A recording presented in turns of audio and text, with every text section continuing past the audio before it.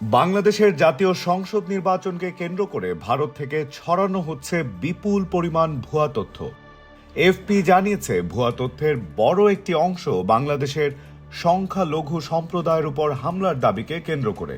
সামাজিক যোগাযোগ মাধ্যমে হিন্দু গণহত্যা হ্যাশট্যাগ ব্যবহার করে ব্যাপক আকারে এসব দাবি ছড়ানো হয়েছে। যুক্তরাষ্ট্র ভিত্তিক Center for the Study of Organized Hate জানিয়েছে, 2024 সালের আগস্ট থেকে 2026 সালের জানুয়ারি পর্যন্ত তারা হিন্দু গণহত্যার দাবি সংবলিত 7 লাখের বেশি পোস্ট শনাক্ত করেছেন। এসব পোস্ট যোগাযোগ মাধ্যম এক্সের 1,70,000-এরও বেশি অ্যাকাউন্ট থেকে করা হয়েছে।